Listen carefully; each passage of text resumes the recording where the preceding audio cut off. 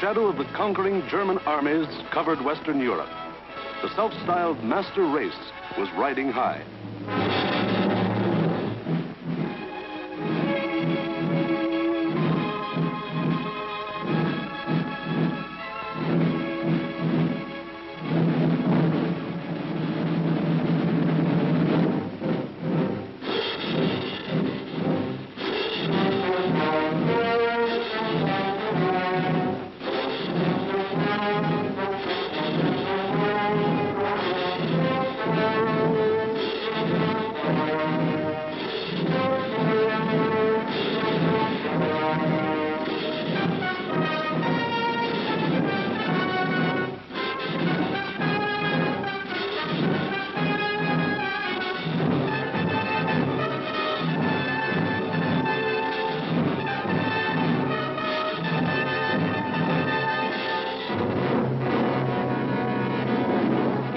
Adolf Hitler stood just as Napoleon had stood more than 100 years before, and looked across the English Channel to the one fighting obstacle that stood between him and world domination.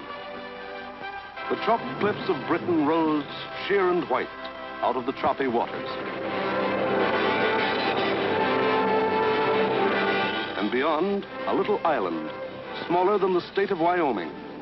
Crush that little island and its stubborn people, and the way was open for world conquest. The fall of Austria, Czechoslovakia, Poland, Denmark, Norway, Holland, Belgium, France had given him more than 100 million slaves to work for him or starve. The preliminaries were over. It was time for the main event, the Battle of Britain.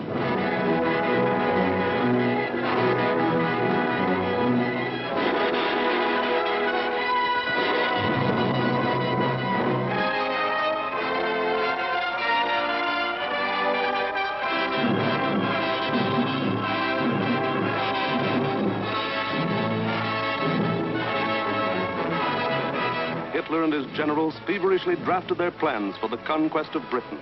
Every detail must be anticipated. A slip now might wreck the whole timetable of world conquest. 6 weeks of final preparation went into those plans. 6 weeks to determine the history of 1,000 years. The thing was foolproof.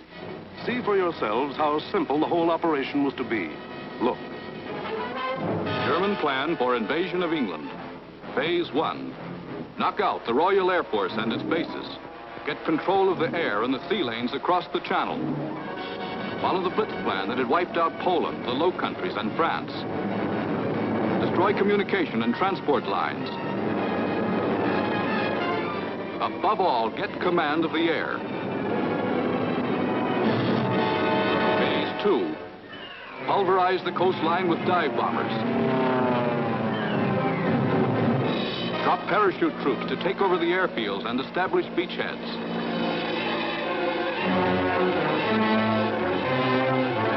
Phase 3. Actual invasion. Pour the German panzer divisions across in high-speed barges under an umbrella protecting fighter planes. Then send spearheads of armed might to divide, surround, destroy all opposition. That's all there was to it.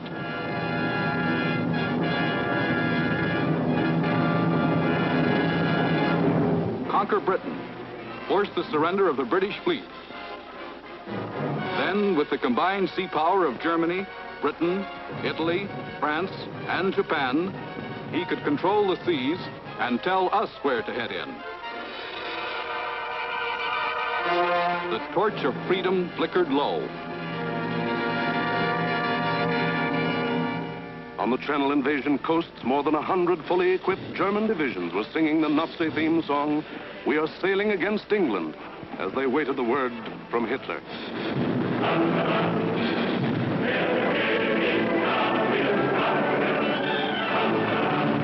Here, for weeks, all the supplies and weapons of the Nazi war machine had been turned toward Britain.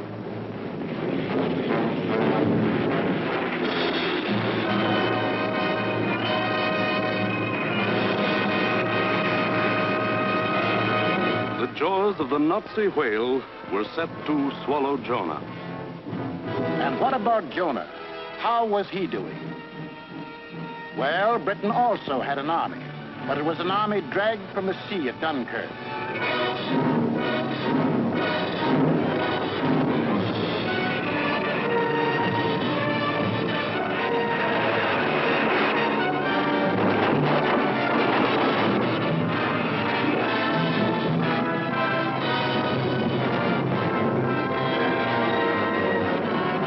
Without weapons, these had been left behind on the roads of France. Tanks, guns, motorized equipment, all abandoned to save the one priceless item, men.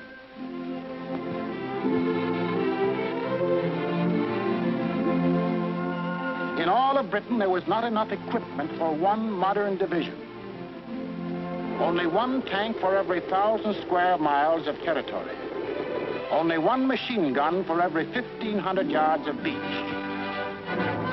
Britain had a navy, too, but it was scattered all over the globe, guarding vital food and supply lines. And the British knew it would be suicide to use their fleet in the narrow waters of the English Channel with the German Air Force in control of the air. Britain also had an air force. An air force outnumbered 10 to 1 by the enemy, both in men and machines. And then there was Britain herself, the people of Britain, the people who were to be terrorized and forced to surrender. They knew that every man, woman, and child, in uniform or out, would be Hitler's target in the onslaught that might come at any moment. They knew they had a job to do, and not much time to do it in. The young, the not so young, and the old. The clerk, the butcher, the farmer, the member of parliament, they formed the civilian army, Britain's home guard. They started from scratch.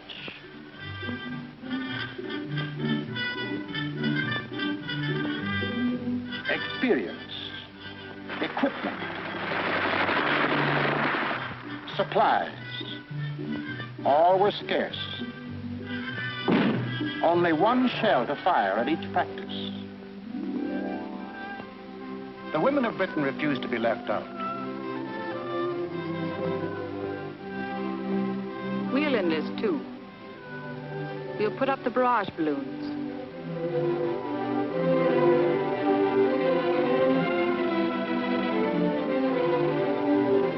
Man the ack-ack guns. We'll run the railroads and get the trains through on time. Ferry the planes. Carry the dispatches. Drive the ambulances and run the buses. And we'll see that our men are fed and don't go hungry.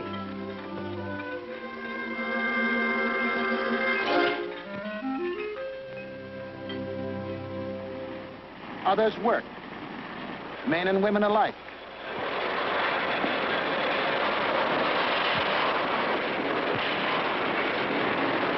They worked full time, overtime, double time, 40 hours a week, 50, 60, 70.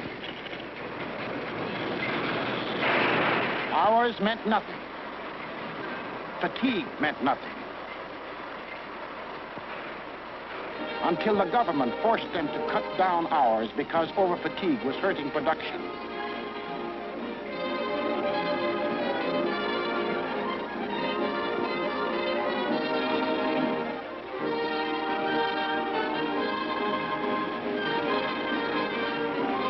And when they weren't working, the men patrolled the moors for parachutists, blocked the roads, rehearsed invasion defenses.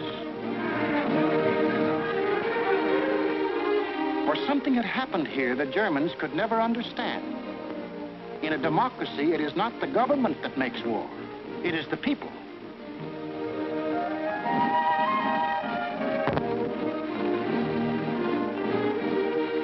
To lead them, the people had chosen Winston Churchill as their prime minister. And he spoke the words in every British heart when he said, "We shall defend our island, whatever the cost may be. We shall fight. Landing ground, in fields, in streets, and on the hills, we shall never surrender." This was Britain in its darkest hour. The people knew they were in for the worst the Nazi mind could invent, yet they didn't panic or run away. They patrolled and waited. They drilled and waited. They worked and waited. Waited for the terror they knew was coming. Then it came.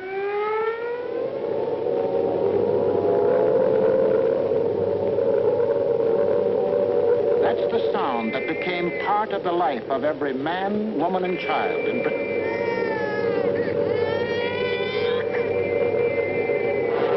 August 8th, 1940, and the battle for Britain is on. 30 enemy aircraft over the channel, flying due west.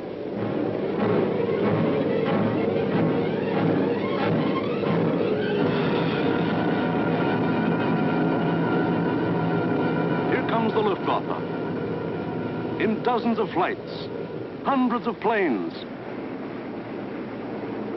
bombers, fighters, dive bombers, across that 21 miles of channel, that 8 short minutes of water. Their first tactics were to bomb convoys in the channel. Convoys loaded with food and munitions, bound for the great port of London.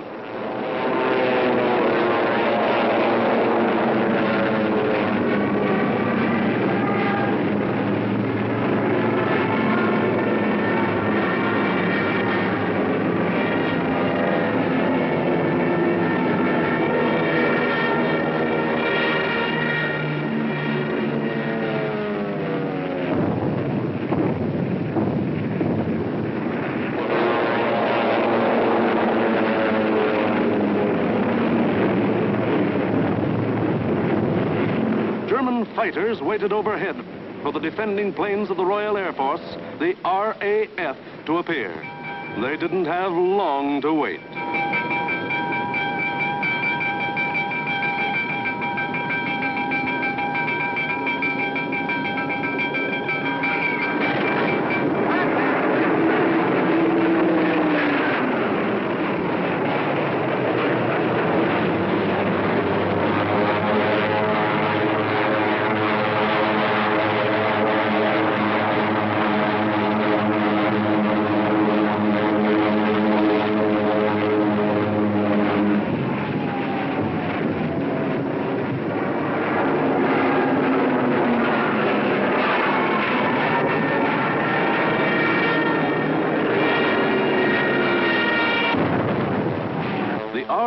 Came, facing odds of 6, 8, 10 to 1, and dove in, shouting the old hunting cry, "Tally-ho!"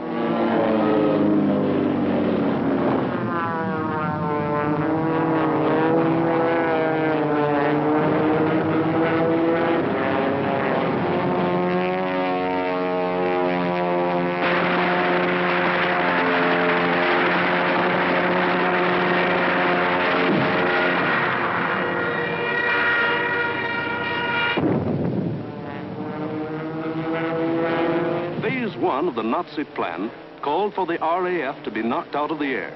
But the men of the RAF hadn't read the Nazi plan.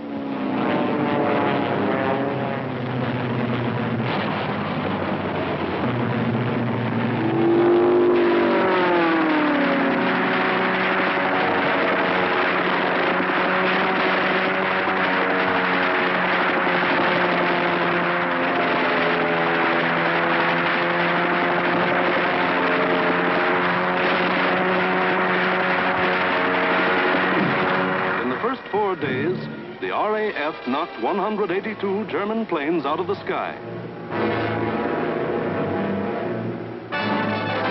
For the next week, the Germans attacked the coast cities from the Thames River to Weymouth.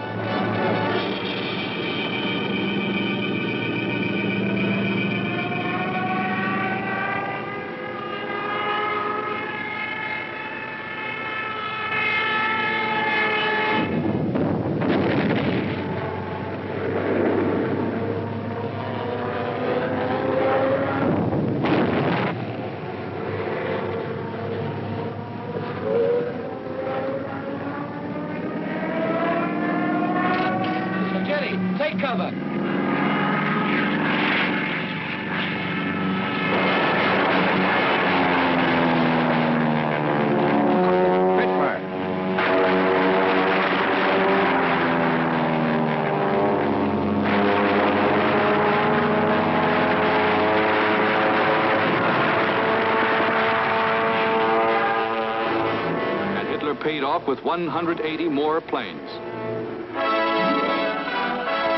Then the Luftwaffe battered the great port towns of Southampton, Plymouth, trying for a knockout before the flow of supplies from overseas. The ports took a terrible pounding, but they couldn't be knocked out. Cargoes went on being unloaded with the protection of the RAF overhead.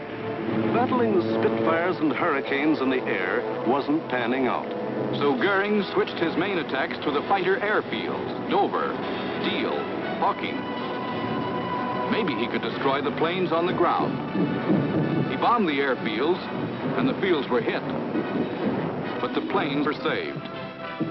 For Britain, unlike Poland and the Low Countries, didn't make the mistake of bunching its planes on the runways.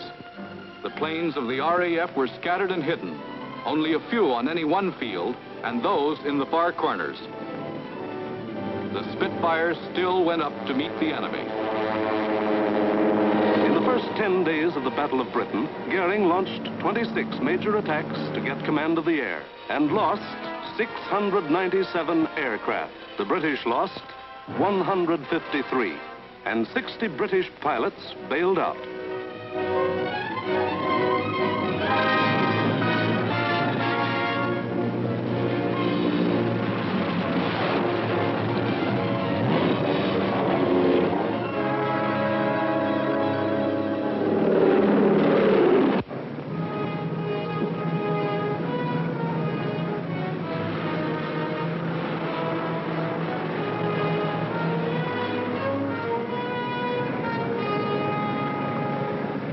Valuable trained men were saved and ready to fight again, but the crews of Goering's planes were lost to him forever.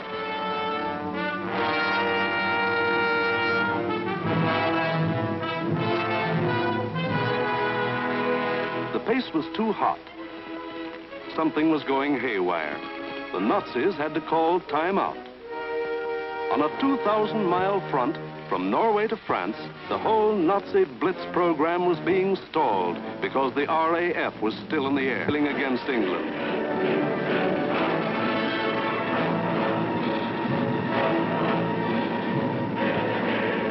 The long-range German guns were getting hot from throwing shells across the channel.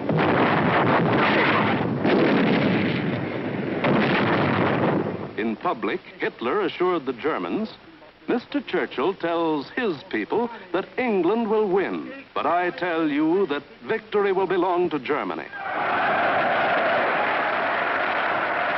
But in private, he sent for Goering, the boss of the Luftwaffe, and put him on the hot seat.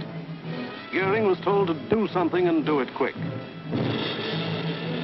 So on August 30th, he ordered all-out attacks on inland aerodromes and industrial centers. Maybe he could knock out the RAF on the assembly line. And he adopted new tactics, too. More fighters and fewer bombers. Or maybe he just had fewer bombers to send. Anyway, those he did send were well protected. Fighters above at high altitudes. Fighters on both sides. Fighters in the front and in the rear. Fighters weaving in and out of the bomber formations. Britain, winner of the first round, was ready. With higher morale and sharper defense. Improved listening posts were set up all along the coast and warned of the enemy's approach before he left the continent. A quick flash from the control station to the fighter station. And pilots were on their way to meet the enemy while he was still over the channel.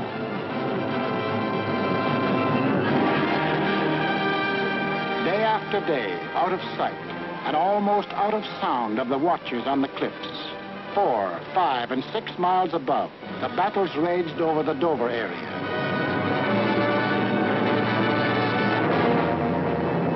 The Dover area became known as Hell's Corner. By sheer weight of numbers, the enemy again and again broke through the coastal defenses.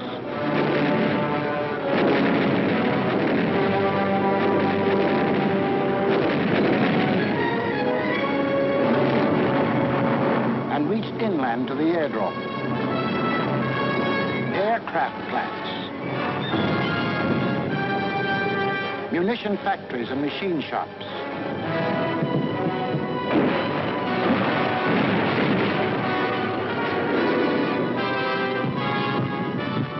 Hello, gunfire in the southeast. Right.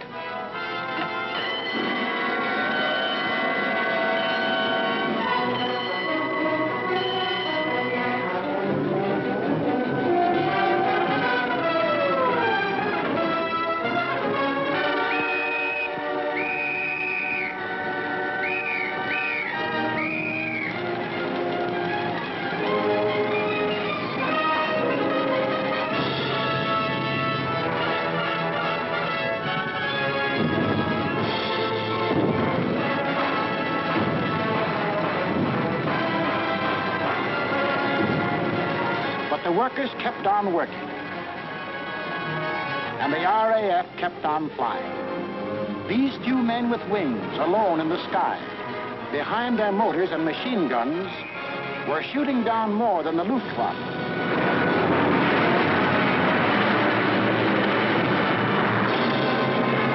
They were smashing the whole Nazi plan of world conquest.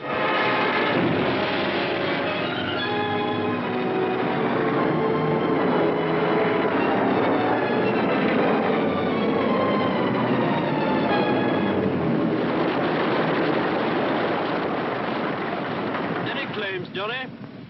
109 destroyed, Freddie, yes. Oh, good show. How'd you get on, sir? I had a wonderful party, thanks. Are you all right? You get any of the batters? Yes, I got a message from 109 in Adonia. Between August 24th and September 5th, 35 major attacks were launched. They cost the Germans 562 planes, while the British lost only 219 planes and saved 132 pilots. Invasion plans were going completely haywire. The Nazis were blind with rage. The German mind has never understood why free people fight on against overwhelming odds. Hitler now knew he was superior in every weapon except the weapon of spirit. So he told Goering, break that spirit. Crush the people. Crush the spirit of democratic life itself. Invasion now would have to wait. The Nazis would avoid the RAF and smash the great city of London into the rubble heap they had made of Warsaw and Rotterdam. Could London take it? Even the people themselves didn't know the answer. The defenses they trusted in were London's hastily assembled anti-aircraft, the ack-ack guns, the balloon barrage which kept the raiders at high altitudes. The Royal Air Force, now down to its last reserves, and the plain, downright guts of people.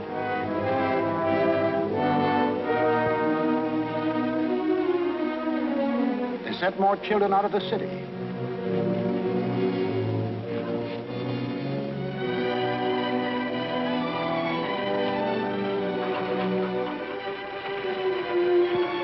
Tightened air raid precautions, stationed more airplane spotters, rehearsed firefighters, moved into bomb shelters.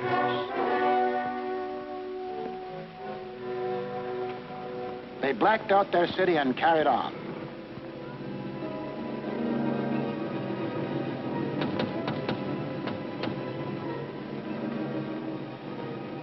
The first blow aimed to crush the British spirit came on September 7th.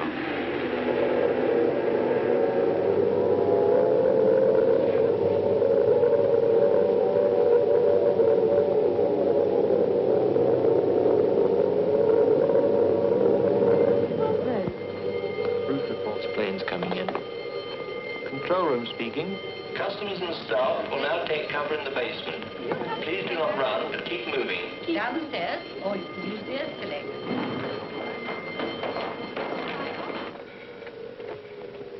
Third floor, clear. Second floor clear. First floor, clear. That day, when 375 German planes came roaring up the Thames River, the Battle of Britain became the Battle of London. The Germans broke through the charge of Hurricanes and Spitfires that went out to meet them.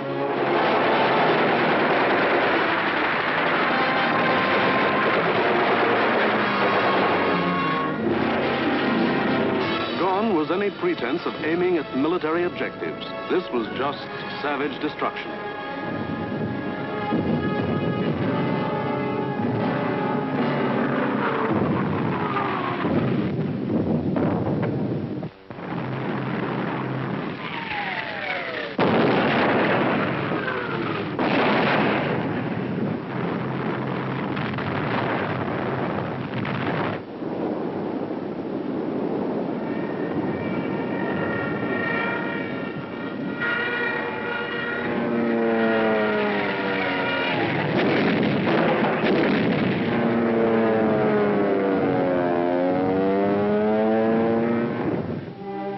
Fell alike on the homes of the East End poor and the Mayfair rich, on shops,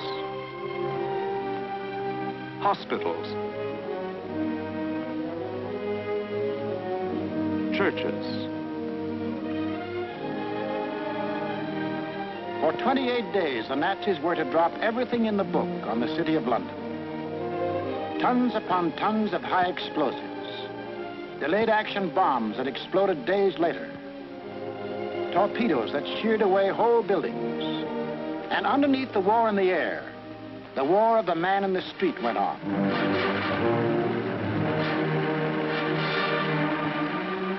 He learned to exist with very little food. He forgot what it meant to have a night's sleep, spending most of his time underground in the damp and dark and cold. Hello, Mrs. Fox. You're here early tonight. Well, I'm on the safe side, aren't I? I think that'll be all right now. Yes, that's grand. Anyway, I'll be back in a few minutes if you want. Now, how are we going to get you up there? Get a young man to lift you up. Barney? Hello. Tell this young lady to lift up. Righto, I'm coming.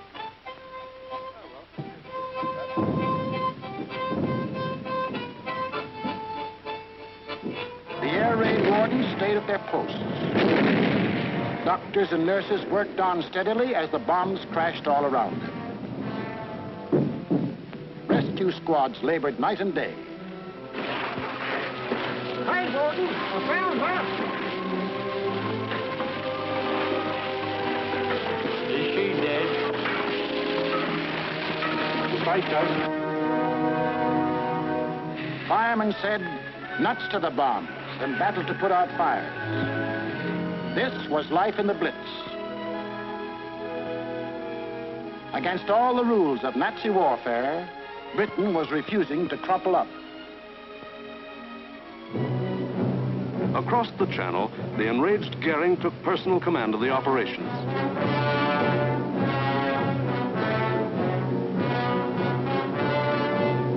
And on September 15th, he sent the Luftwaffe into one of its greatest attacks.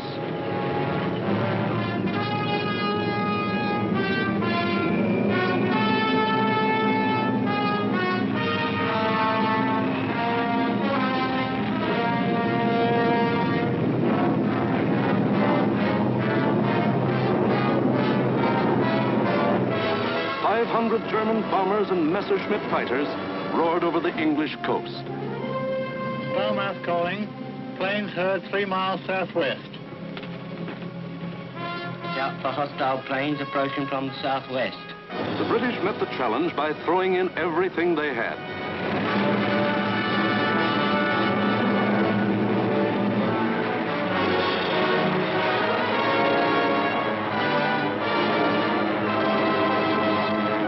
Historic three-dimensional battle took place inside an area 60 miles long, 38 broad, and from 5 to 6 miles high.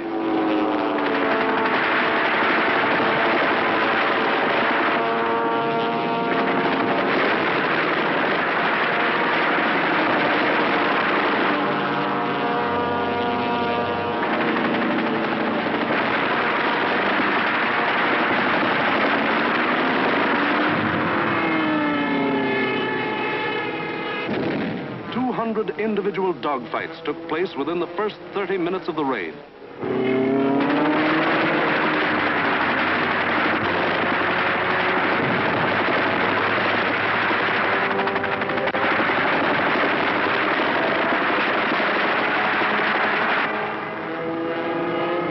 Right on our own doorstep.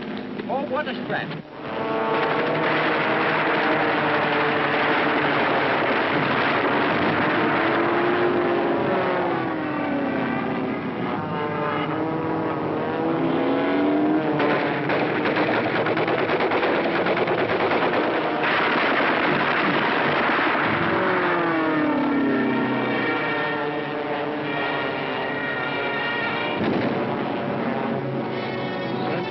Reading London 1. Thank you, Center. We'll keep a lookout for them. Hostile formation to the south. Some of the German bombers broke through London's defenses.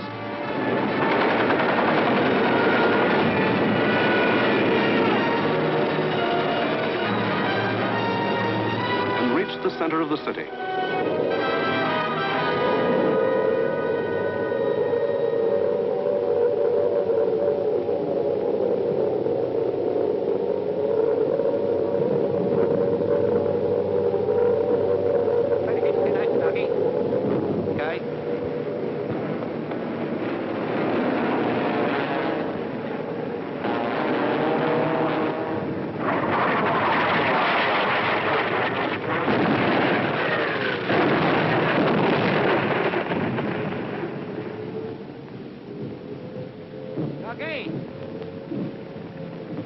Ducky, where are you?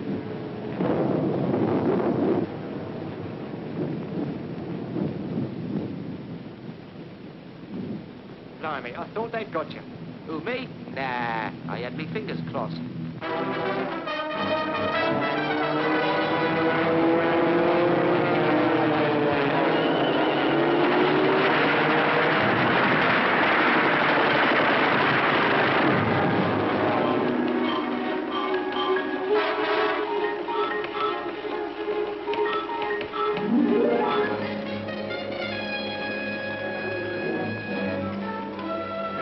Communique.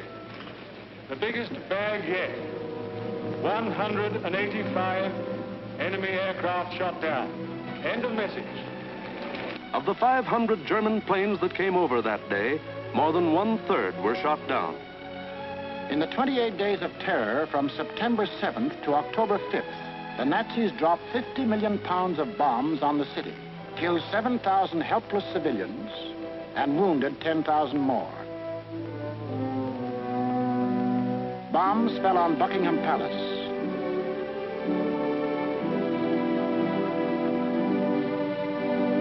Westminster Abbey, the Houses of Parliament, Fleet Street, the center of the news, St. Paul's Cathedral. Bombs blasting the historic past out of the lives of Englishmen.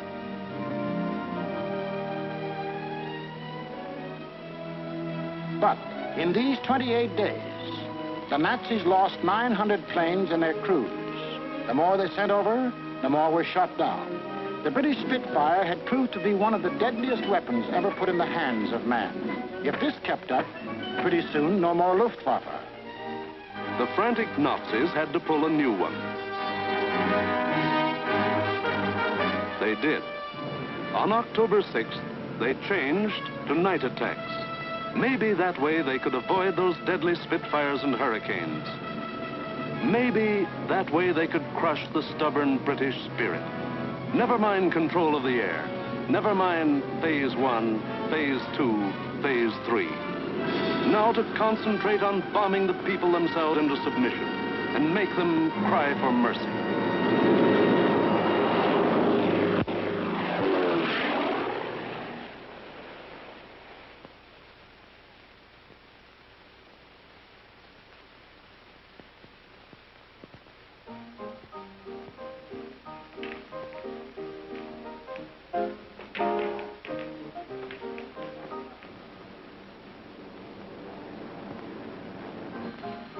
Hostile raid, sir.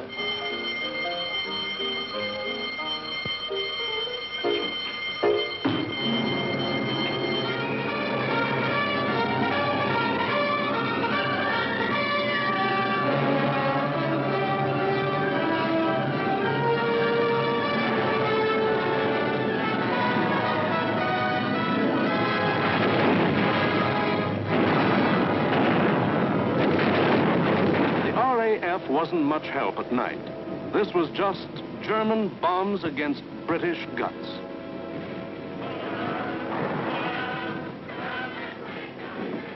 Harvey. Hello, Jack.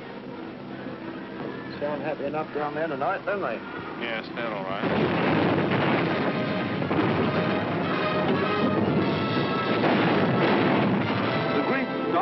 London were left roaring infernos.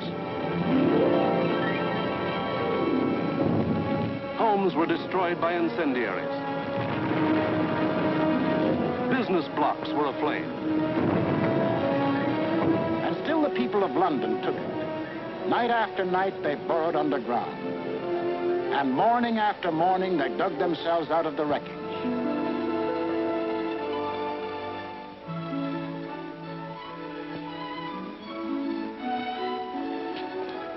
Good morning, Mrs. Fox. Good morning, Mr. Arne. See you tonight. Right here. Come on, Bessie.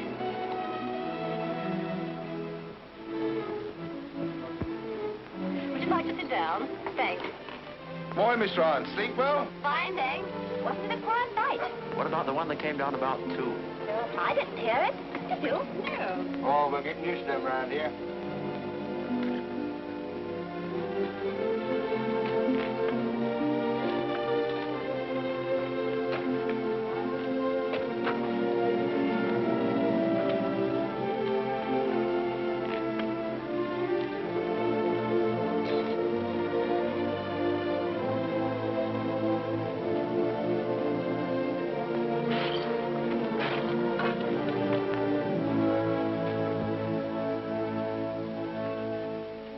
You'd better go away from this for a bit.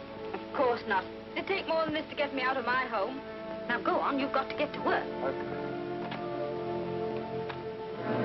The Battle of London was the battle of the people of the city. In spite of bombs and fire and death, they got to their desks and workbenches to spend another 10 or 12 hours working, working, working. The British spirit was stronger than ever. And the RAF was flying higher than ever. Not only higher, but farther. SIO, operation for tonight. GP 1562, EP 781, 10 aircraft. You'll find, I think, a decent photograph of the submarine yards there. There's a very good one taken the other night, Monty. Was there? A bit further along. That's it. Those are the submarine yards. Yeah. Just there. Yes. Well, chaps, this is your target for tonight. It's the submarine and shipbuilding yards at Bremen. It's a vitally important target, and it's got to be hit hard. In the midst of this life and death struggle, the British found strength not only to defend, but to counterattack with what few bombers they could get together.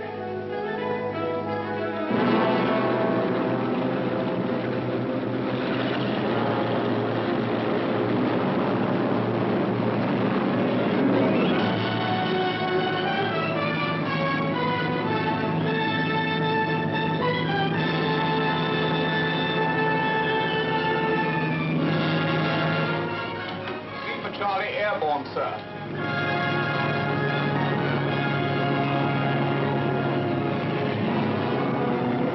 Hello, rear gunner. Can you hear me?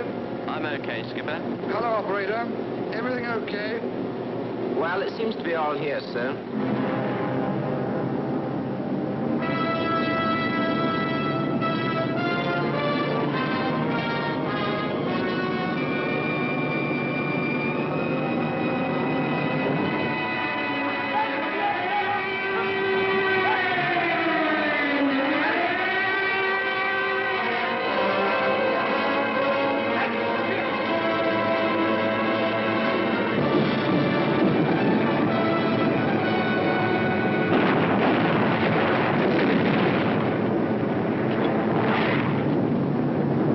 Stand by. I'm going in a glide.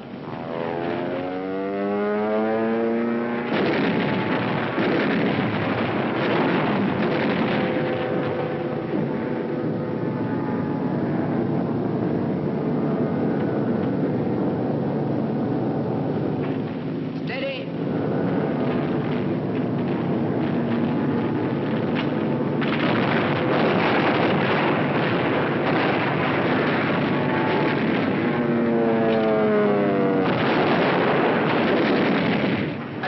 Was the last one. Here was the RAF giving it back. Hitler cried, "Night gangsters! For this crime I will exact 1,000-fold revenge." All the available German night bombers were put into the air.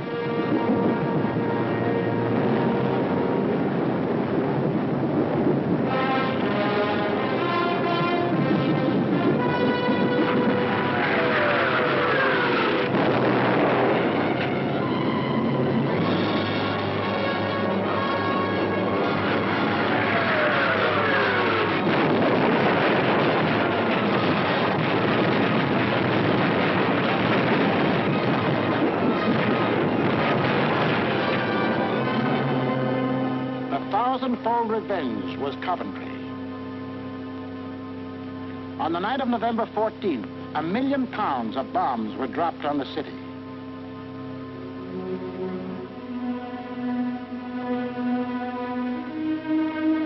Coventry was smashed as flat as Warsaw and Rotterdam.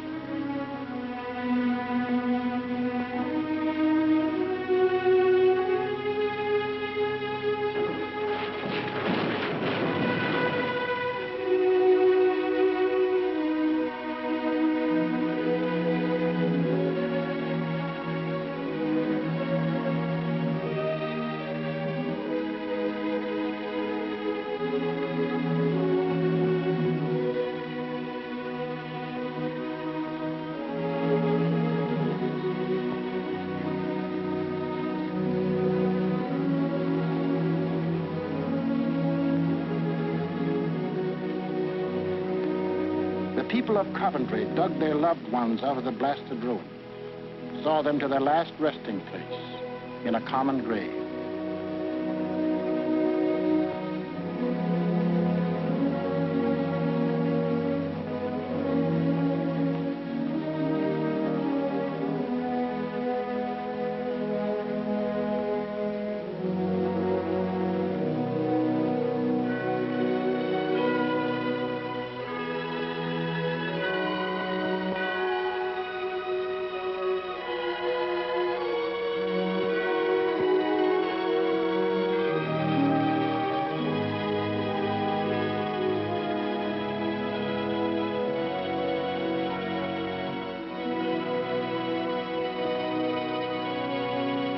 Hitler could kill them, but damned if he could lick them.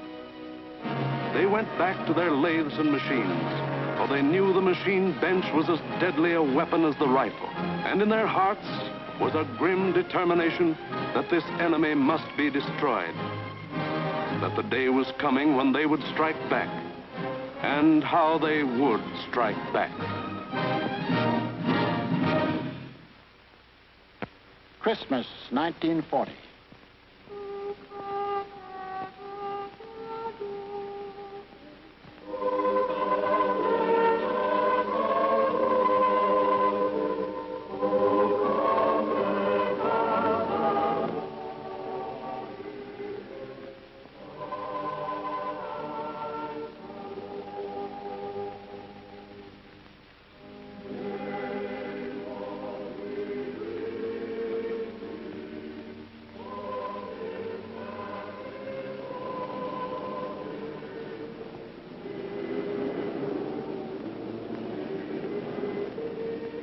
Christmas, season of peace on earth, goodwill toward men, was the ironic quiet before Hitler's great burst of rage against a people who couldn't be licked.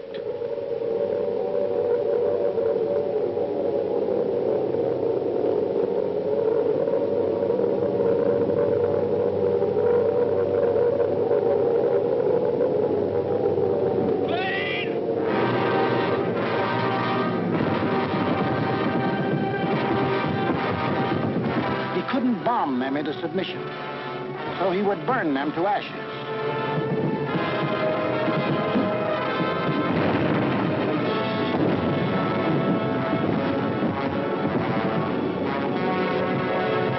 Millions of firebombs rained down on the great city of London.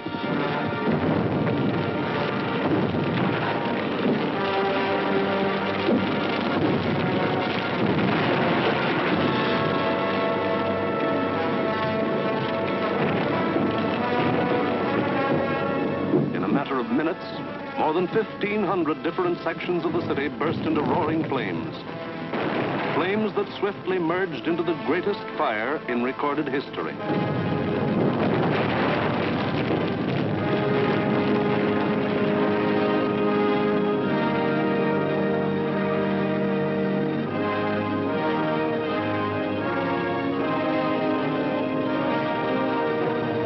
In the midst of all the fire and destruction, vital water mains were shattered. Water pressure was almost entirely cut off. Heroes of the night were men of the London Fire Brigade who stretched temporary hose lines out to the center of the Thames River, struggling through mud and slime. For the Nazis had carefully picked a night on which the Thames River had one of the lowest ebb tides on record.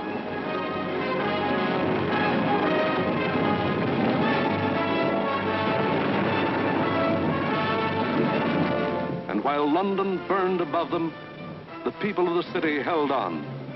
Chin up and thumbs up. They knew this was the people's war, and they were the people.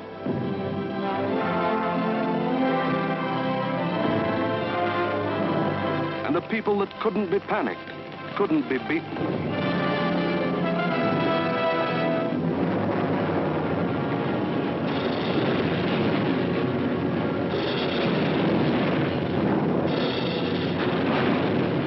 In the months to come, the British were to suffer many such bombings and burnings.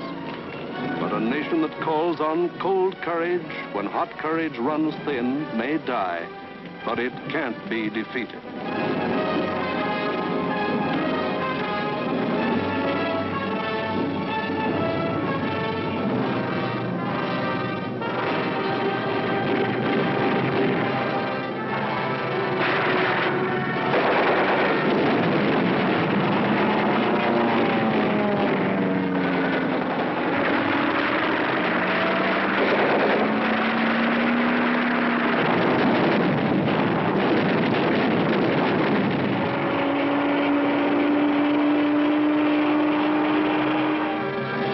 The Battle of Britain was won, but not by Hitler.